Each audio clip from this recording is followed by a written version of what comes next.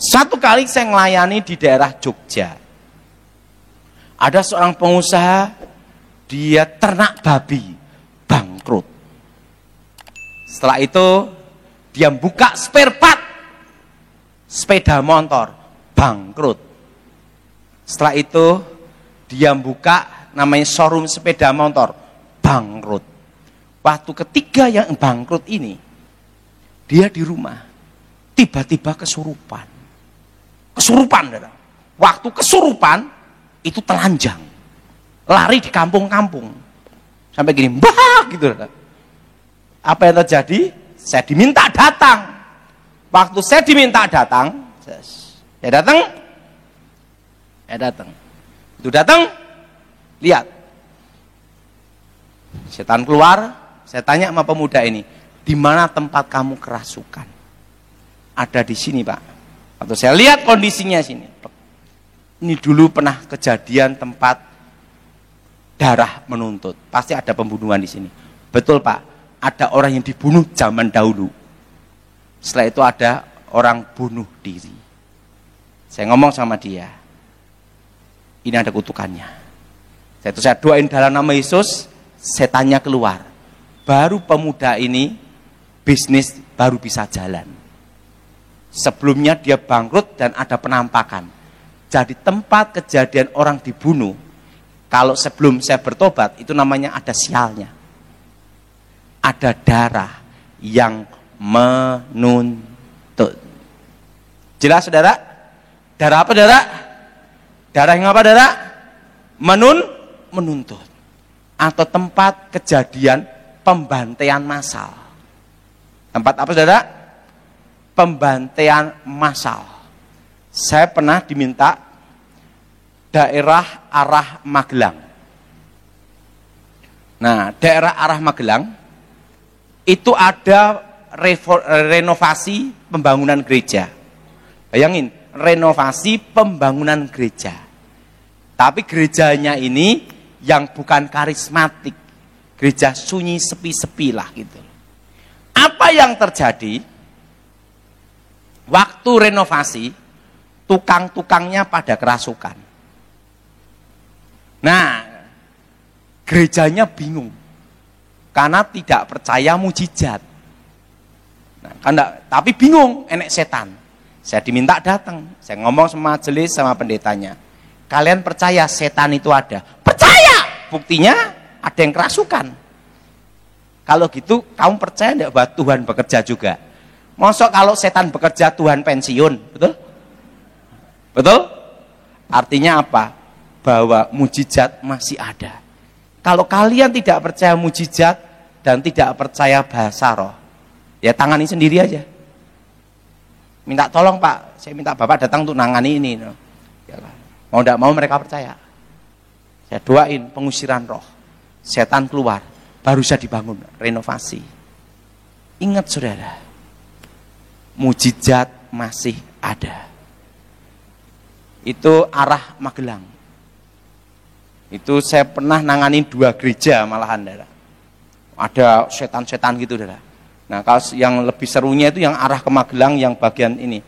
Itu gerejanya itu, jadi dulunya itu ada orang bunuh diri di situ. Itu sampai kebaktian, itu kalau kebaktian sore, pokoknya semua ke toilet dulu semua. Karena setelah di atas jam 6 sore, tidak ada yang berani di toilet. Jadi kalau kebaktian ketemu Tuhan, haleluya, haleluya, waktu ke toilet ketemu setan. Bubar. Sampai ada rapat khusus masalah setan di toilet. Nah, majelisnya kumpul, gimana cara menangani ini? Karena sudah bertahun-tahun tidak bisa ditanganin. Saya dipanggil. Pendetanya kebetulan kawan saya. Pak, ini majelisnya tak percaya ngono sekarang biar Pak Daud aja nanganin. Udah, saya ngomong. Berdoa. Tak ajari berdoa. Doa dalam nama Yesus, setan keluar. Doanya keras sekali. Kenapa? Pada ketakutan. Karena doanya malam-malam. Wah, saya doa dalam Yesus, setan keluar. Mereka tak ajarin doa. Itu setannya keluar. baru bisa kebaktian sore, tidak ada masalah. Ingat saudara, percaya atau tidak, setan itu ada. Dan percaya atau tidak, Tuhan tetap bekerja. Amin. Jadi tempat pembunuhan itu adalah tempat terkutuk. Jelas? Jelas? Nah, kedua, itu kutuk sial. Tempat kejadian orang bunuh diri. Kalau tempat kejadian orang bunuh diri, cirinya ada. Sering ada suara-suara aneh. Kayak orang nangis. Laki ngereng. Atau suaranya itu sering ada di sumur, di pian, di atap, atau di jendela. Tempat kejadian orang bunuh diri itu. Tempat kejadian orang bunuh diri sering ada kayak ketokan pintu. Dibuka ndak ada orang. Itu pasti tempat kejadian orang bunuh diri. Apa saudara? Kejadian apa saudara? Orang bunuh diri. Nah, tempat seperti itu, kalau dibangun rumah atau tempat tinggal, yang nempatin itu bisa cerai. Itu disebut rumah hawa panas, asarnya panas. Makanya ada rumah-rumah tertentu, setiap kali nempatin itu rumah tangga siapapun yang nyewa, ngontrak atau nempatin, pasti cerai. Ribut bertengkar cerai, ribut bertengkar cerai, ribut bertengkar cerai. Itu pasti tempat kejadian orang bunuh diri. Jelas? Jelas? Nah, ingat, tempat kejadian orang bunuh diri ini ada kutuknya, namanya kutukan darah. Orang yang tinggal di situ hawanya panas, ribut terus. Itu pernah saya nangani kejadian di Surabaya. Ada seorang suami istri, pembantunya bunuh diri. Setelah pembantunya bunuh diri, nah sering ada suara-suara aneh. Nah, kalau ada bunyi sok sok sok sok dos, sok sok sok dos, itu di dapur. Biasanya yang bunuh diri pembantu.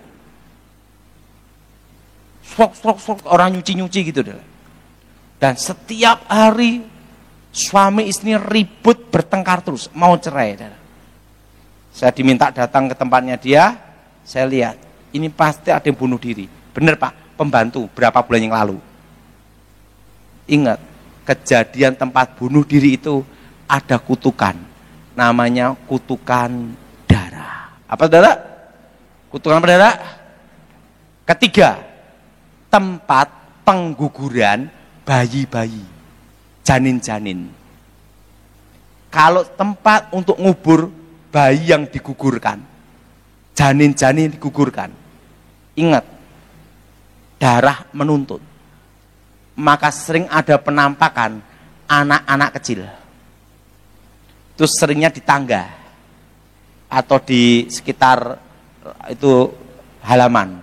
Nah, tempat kejadian pengguguran bayi-bayi, janin-janin, itu ada kutukan darah. Siapapun yang nempatin situ, itu sering sakit-sakitan. Sering apa darah? Sering apa? Sakit-sakitan, atau sering akan mengalami banyak mimpi-mimpi ketemu orang-orang mati. Terutama anak-anak kecil. Itu ada kutukannya. Dan ingat saudara, itu harus dipatahkan dalam nama Tuhan Yesus. Amin. Yang keempat, yaitu tempat kejadian kecelakaan. Makanya tempat yang kecelakaan, duar, mati di situ. Pasti di jalan itu, titik yang sama, lokasi yang sama, sering ada kecelakaan mati di tempat itu. Saya rasa di Temanggung ada saudara? Itu duar, tabrakan di situ. Maka di titik itu setiap tahun pasti ada yang kecelakaan mati di titik yang sama, tempat yang sama. Di luar negeri, kalau tempat kejadian kecelakaan mati itu ditandain. Dan pasti tanda tidak hanya satu, berapa kali sampai Anda? Itu namanya roh maut. Apa saudara? Ingat, orang mati kecelakaan, mati sebelum waktunya juga. Betul? Jelas? Mati sebelum berapa? Waktunya. Tapi tetap roh yang dalam Tuhan langsung ke Firdaus. Yang tidak dalam Tuhan, dunia orang mati, terpisah. Nah, darahnya menuntut. Biasanya sopir sering lewat, anak kecil lewat, kakek-kakek lewat, ibu-ibu lewat, menghindar, duar, tabrakan di situ. Makanya sering tempat kejadian kecelakaan mati itu ada tempat angker, sopir mau lewat, klakson dulu, bel dulu, tin tin, baru lewat. Setan tidak takut klakson. Itu hanya sugesti, jelas tidak? Itu ada namanya roh maut. Apa saudara? Apa saudara? Roh maut. Nah, roh maut. Nah, ini saudara. Nah, ini penting sekali. Ini roh maut, saudara. Celakaan mati. Duar, tabrakan terus. Saya nanganin itu kejadian arah Tawangmangu. Karena yang minta kanit lakanya. Dulunya ada orang kecelakaan, duar mati kepala pecah. Setelah itu setiap tahun ada yang kecelakaan terus di situ. Sampai dikasih plang. Hati-hati, rawan kecelakaan. Hari ini dipasang, malamnya duar tabrakan mati, temangsang di hati-hati. Sampai dikasih lampu terang. Polisi jaga di situ. Polisinya capek, pindah lokasi. Duar tabrakan mati di tempat bekas polisi berdiri. Kanit lakanya ngomong apa? Untung dia tidak berdiri terus di situ. Jadi minta nanganin.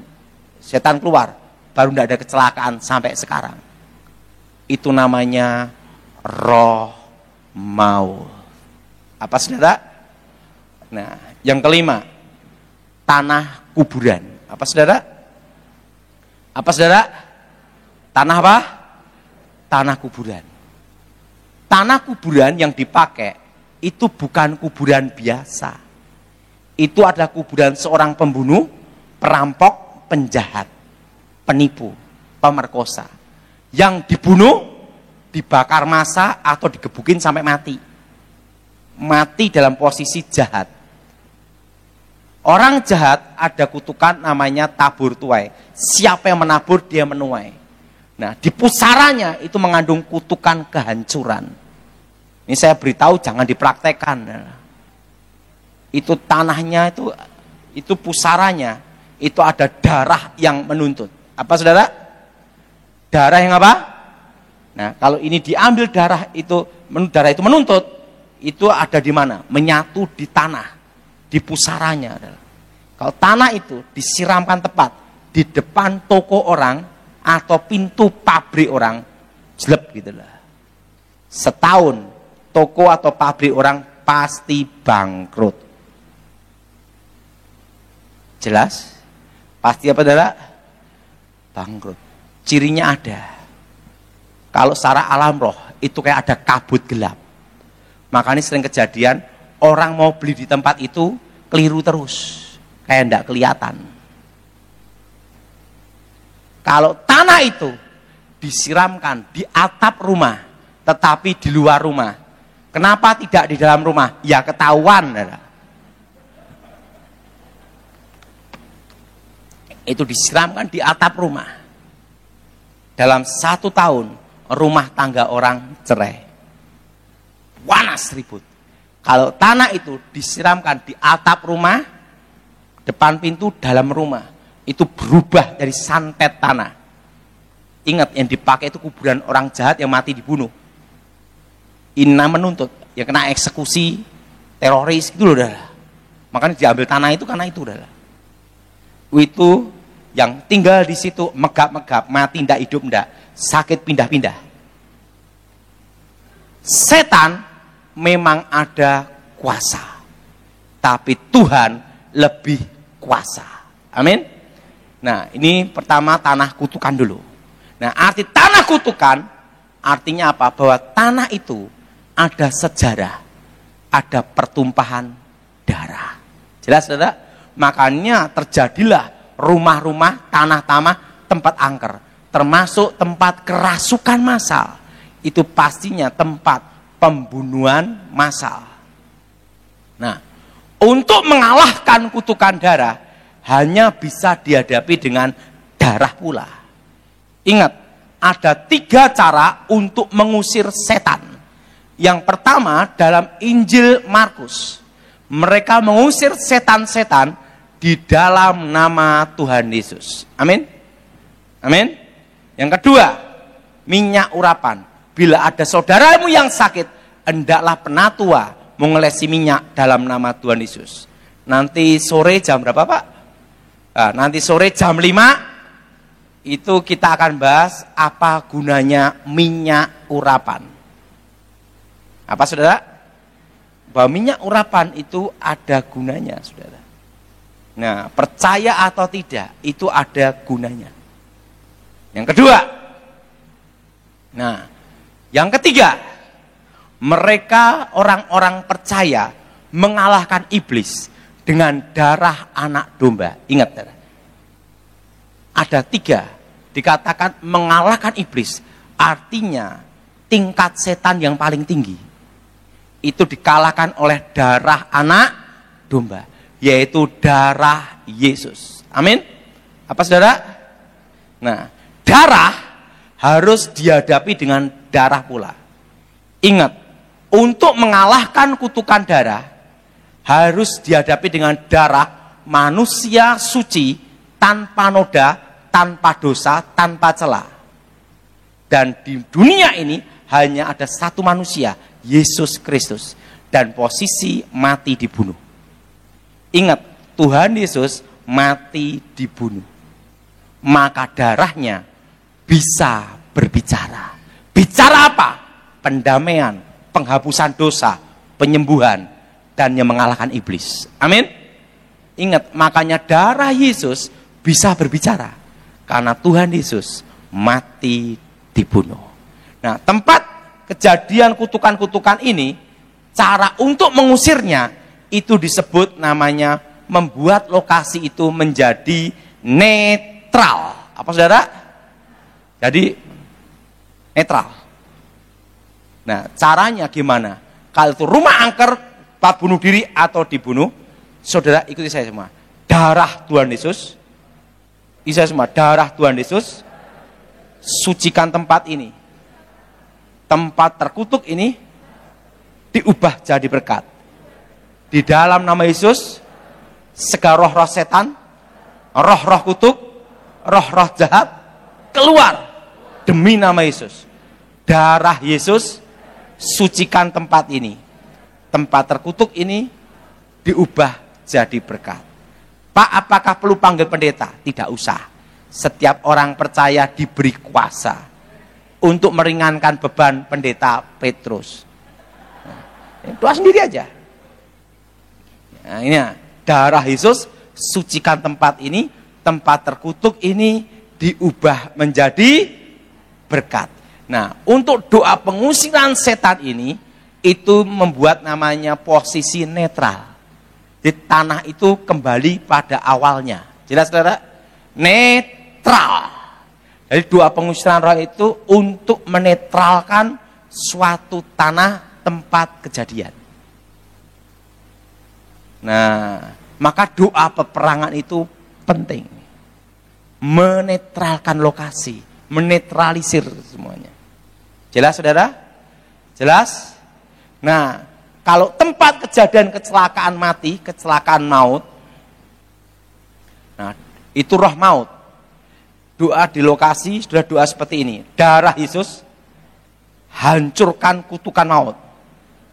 Darah Yesus, hancurkan segala kutuk maut. Darah Yesus, sucikan tempat ini. Tempat terkutuk ini diubah jadi berkat. Sehingga roh-roh setan, roh-roh jahat keluar. Amin. Nah, kalau tanah kuburan, itu yang ditutup adalah masa depan. Semua masa depan pasti ada jalannya. Buktinya, kalau mau nyalonkan wali kota, minimal lulusan SMA, betul? Betul? Ada jalannya. Orang kalau buka toko, pasti di pinggir jalan. Tidak mungkin di puncak gunung. Siapa yang beli? Betul? Betul? Artinya segala sesuatu itu ada jalannya. Ada satu keunikan bahwa darah manusia berbeda dengan darah binatang. Kenapa? Binatang tidak punya roh, tapi manusia punya roh. Itu membedakan antara manusia dengan binatang. Sehingga manusia bisa berkomunikasi dengan Allah. Amin. Nah, saudara, perlu kita tahu bahwa ada satu keunikan bahwa darah manusia berbeda dengan darah binatang. Misalnya pisau dipakai membunuh seseorang, cep mati. Pisau itu dicuci bersih, kelihatan bersih. Tapi nanti waktu di forensik, di lab, pasti ada bekas darah tersisa di situ yang disebut DNA manusia. Sehingga kasus pembunuhan 3-5 tahun barang bukti tetap dipakai di pengadilan. Kenapa? Karena darah korban itulah buktinya. Darah bicara tentang nyawa, nyawa bicara tentang kehidupan. Tetapi kalau tidak menimbulkan kematian, tergores atau terbentur, bekas darah itu hilang tanpa bekas. Karena tidak menimbulkan kematian. Tetapi kalau menimbulkan kematian, pasti ada darah yang tersisa. Dan disebut DNA. Itu jadi barang bukti. Maka dalam ilmu reserse, dalam ilmu penyidikan, dikatakan tidak ada kejahatan yang sempurna. Jelas saudara? Jelas saudara? Nah, keris pusaka untuk membunuh seseorang cep mati. Setiap bulan suro, keris itu direndam air kelapa, saya diusap jeruk nipis, dikasih air warangan, saya dikasih pace. Kok bisa tahu Pak Daud? Bekas dukun. Nah, kan ngubah pusaka. Nah, waktu diwarangin, wah, kelihatan bersih. Saya dijemur di matahari. Begitu kering. Itu keris itu nanti kalau pernah membunuh, bekas darah itu akan tetap ada di keris itu. Sekalipun ratusan tahun yang lalu. Darah bicara tentang nyawa. Nyawa bicara tentang kehidupan. Pak, ada enggak Alkitab mengatakan ada kutukan darah? Ada. Waktu Yudas bunuh diri, tanah yang disebut tanah darah. Tanah apa darah? Tanah darah. Seorang pembunuh melarikan diri. Polisi kehilangan jejak.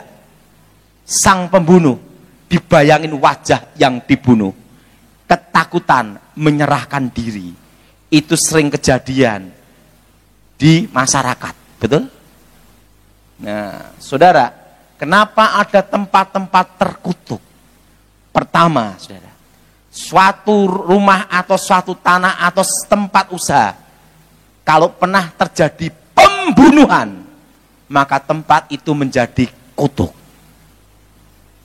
Makanya semua tempat angker pasti ada sejarah darahnya, saudara. Penumpasan G30 SPKI atau kasus perang zaman dahulu atau perang kerajaan, saudara. Karena ada darah yang menuntut.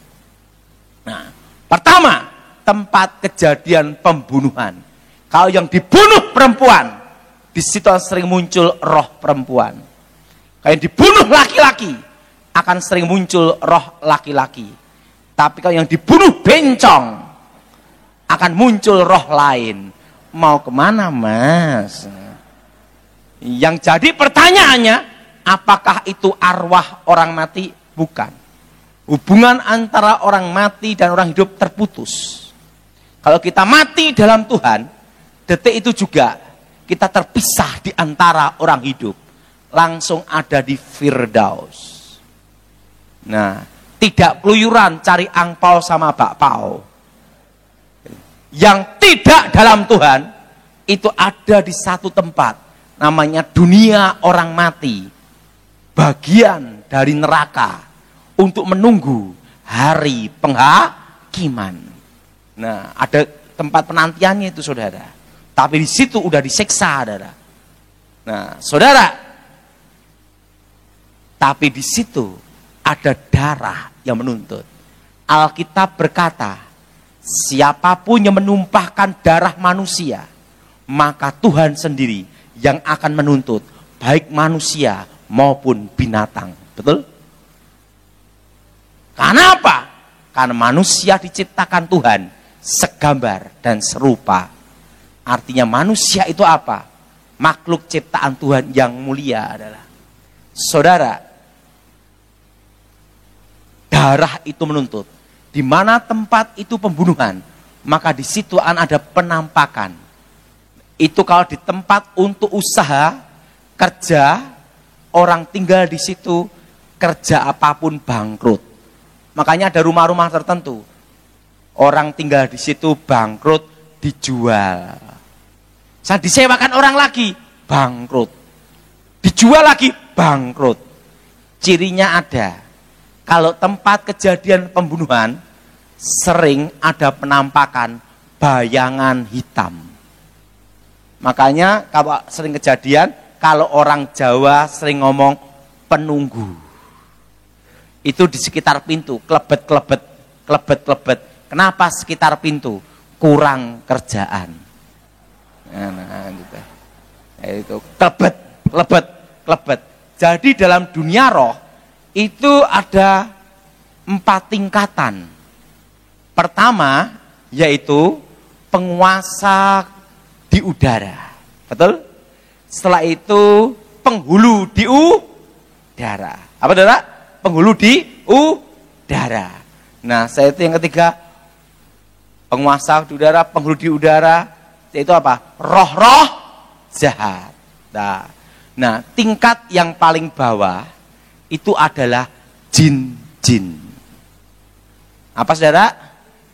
Nah, kalau kasus rumah angker, itu masih sebatas jin. Jelas? Setan tingkat paling bawah. Tetapi kalau itu pembunuhannya 1 atau 2.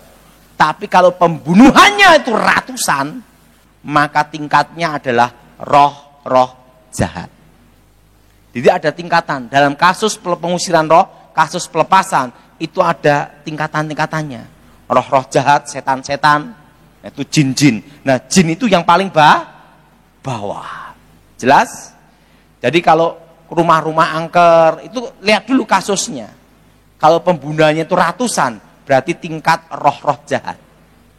Kalau yang paling rendah, itu tingkat jin-jin. Pak, jin sama roh jahat sama enggak? Sama aja sih, hanya tingkatannya aja. Ya setan, ya setan. Nah, itu bawah. Nah, tempat seperti itu, saudara, sering ada penampakan. Kelebet, kelebet, kelebet, kelebet. Nah, saya pernah nangani satu kasus. Nah, satu kasus itu kejadiannya ada di Jogja. Ada seorang pengusaha menikah. Makanya saya beritahu, saudara, saya ini punya pengalaman hidup. Saya itu sudah khotbah keliling berbagai negara. Dan perlu saudara tahu, saya punya celana ini umurnya hampir 20 tahun. Oh, sampai ya gini. Ini asli, karena ini kenang-kenangan saya. Ini sering tak pakai khotbah. Ini hampir 20 tahun. Nah, kenapa saya suka celana seperti ini? Karena awet itu loh. Nah, hampir 20 tahun. Lebih tua daripada anak saya. Dan harganya $10. Jadi zaman sekarang harganya 140.000. Ini adalah. Nah, saya keliling. Saya pikir nanti istri saya nanti, jodoh saya nanti itu pokoknya orang luar pulau atau luar negeri, Amerika apa mana-mana. Saya keliling dari Korea, dan itu setelah Korea, saya ke Cina, saya ke Australia, New Zealand, Amerika, berbagai tempat. Akhirnya saya ketemu istri saya di Jogja. Jadi intinya, jodoh itu tidak jauh-jauh dari tempat kita.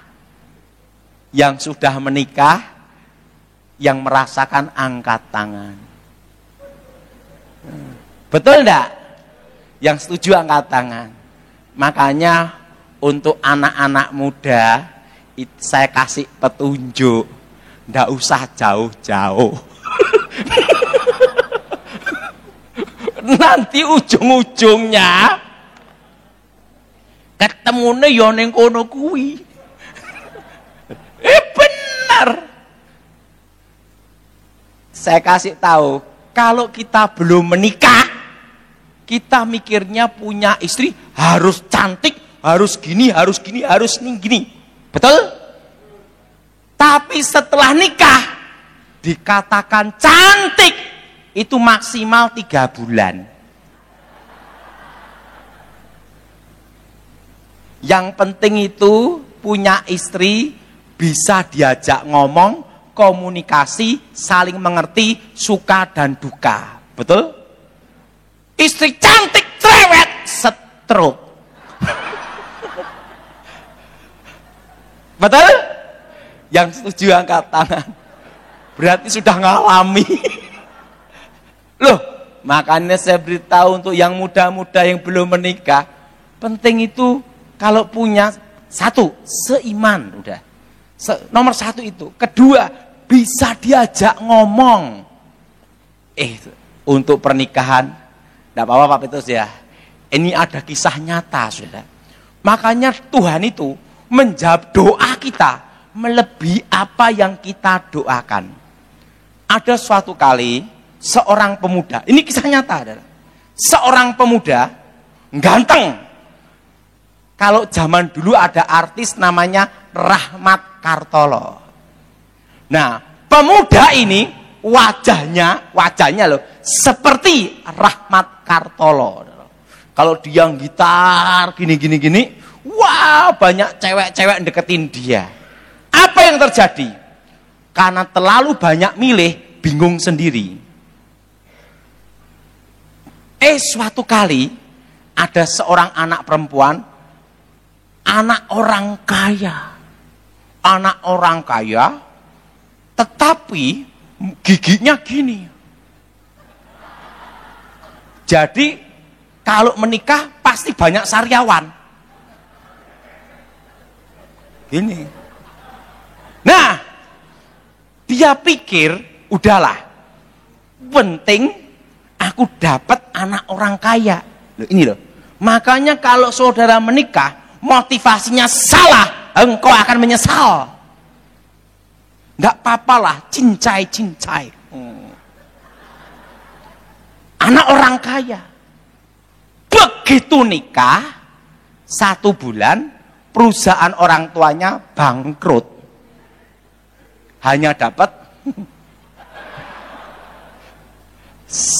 dan apa yang terjadi? Sampai punya anak 3. Makanya saya beritahu. Dan selama menikah, bapak ini tidak mau ngajak istrinya di tempat acara resepsi pernikahan, keluarga atau tempat kumpul-kumpul teman-temannya. Karena malu. Oh, bapak ini kan ganteng gini. Wah, yang perempuan. Apa yang terjadi? Dia berdoa. Makanya Tuhan itu menjawab doa melebihi yang kita doakan. Bapak ini berdoa, saya injili dia bertobat dan belajar berdoa. Dia bukan Kristen. Saya layanin sampai percaya Tuhan Yesus. Setelah itu dia berdoa. waktu berdoa, dia bergumul doa setiap hari. Saya ini penasaran, saya tanya sama dia, apa sih sebenarnya yang kamu doakan? Daud, aku berdoa seumur hidupku, aku itu nyesel menikah. Kedua, aku tuh malu sama istri saya, giginya tuh gini loh. Dicabut ya susah, karena modelnya gini loh. Model gigi itu gini, ngelincip gini loh. Nah, gimana ya Daud ya? Aku hanya berdoa supaya istri saya itu gigi enggak seperti itu, caranya piye ya? Ya, Om, doa aja Om. Dia berdoa. Tahu enggak jawaban Tuhan apa? Suatu kali istrinya ini naik sepeda ontel. Jalannya jojrok gini. Nah, waktu jalan jojrok, direm jengkelit. Waktu jengkelit, giginya itu kena aspal, tok. Dan yang hilang tepat gigi 3 yang merongos itu, adalah ompong. Apa yang terjadi? Istrinya nangis sampai rumah, suaminya ngelihat, haleluya. Makanya Tuhan menjawab doanya melalui aspal. Pak, untune copot. Nah, untune copot. Makanya saudara kalau berdoa, jangan mendikte Tuhan. Tuhan mau jawab apa, itu urusan Tuhan. Kadang Tuhan menjawab doa kita melebihi doa kita. Bayangkan, pikiran manusia jabut pakai dokter. Enggak, Tuhan punya cara lain, jabut pakai aspal. Tidak bisa. Nah, itu saksi hidup itu. Nah, saudara, makanya saya beritahu untuk mereka yang mau menikah, jangan mencari karena anak orang kaya. Engkau akan menyesal itu. Kalau engkau mau menikah, tanya Tuhan dulu. Tuhan, ini jodohku atau bukan? Karena jodoh itu ada 3. Di tangan Tuhan, di tangan manusia, dan di tangan polisi. Digerobyok suruh nikah. Jadi terserah urusannya gimana. Jadi ingat saudara, di situ saya belajar. Kalau kita cari pasangan, jangan karena kekayaan, kita akan menyesali. Nah, tanah kuburan itu menutup jalan masa depan. Makanya saudara yang punya toko atau tempat usaha, itu doanya setiap hari, ikutin saya semua. Darah Yesus, buka jalan berkat tempat ini. Darah Yesus, buka masa depan tempat ini. Di dalam nama Yesus, segala roh-roh setan, roh-roh jahat, keluar. Demi nama Yesus. Darah Yesus, buka jalan berkat tempat ini. Nah, cirinya kalau suatu tempat yang terkena tanah kuburan, waktu malam Jumat, kira-kira jam 12 malam ke atas, ada bau busuk. Itu kadang jam 6 sore atau jam 12 malam. Bau busuknya menyengat. Bereng lewat saja. Pak, kalau ada bau menyengat, baunya menetap, itu bau God. Jelas? Dari baunya bereng seperti lewat saja. Jadi doa pengusiran roh, menghancurkan kutuk, itu menetralkan. Jelas tidak? Nah, tanah netral namanya. Yang kedua, itu tanah berkat. Nah, tanah berkat itu apa sebenarnya? Nah, ini pengalaman saya. Tapi ingat saudara, tidak bisa jadi doktrin. Suatu tanah yang tidak pernah ada sejarah, tempat pembunuhan.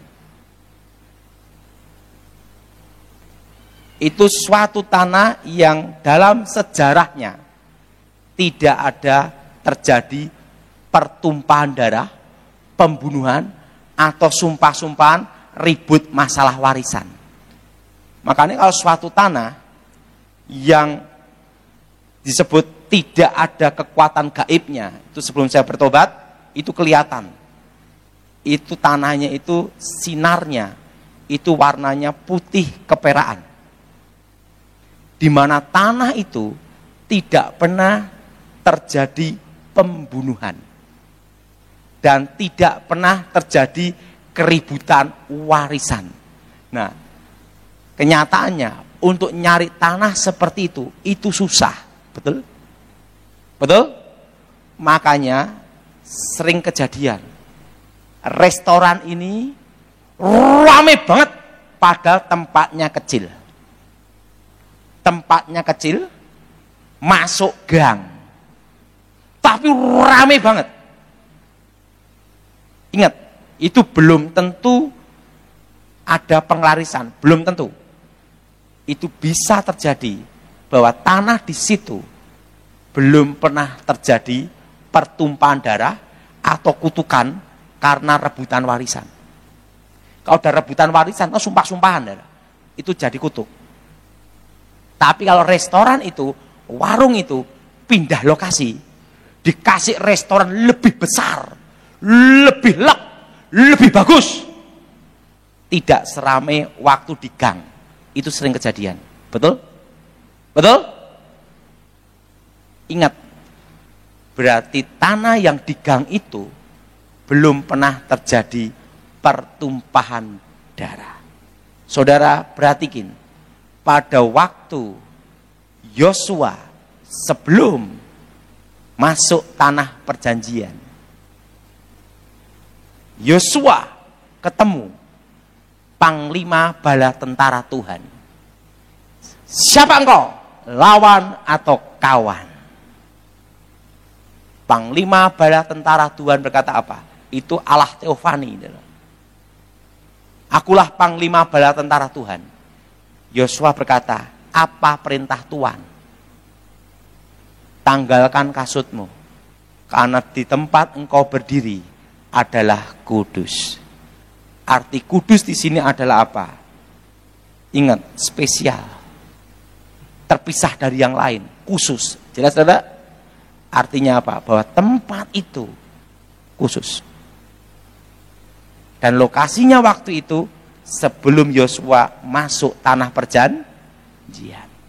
Jadi saudara, untuk mencari tanah yang berkat ini agak susah. Makanya saya sering dimintai tolong, Pak Daud, carikan tanah yang tanah berkat itu gimana? Itu susah. Karena hampir semua tanah itu pasti pernah ribut masalah warisan, betul? Ribut warisan dan ada kutukannya. Suatu kali saya lihat suatu tanah lewat,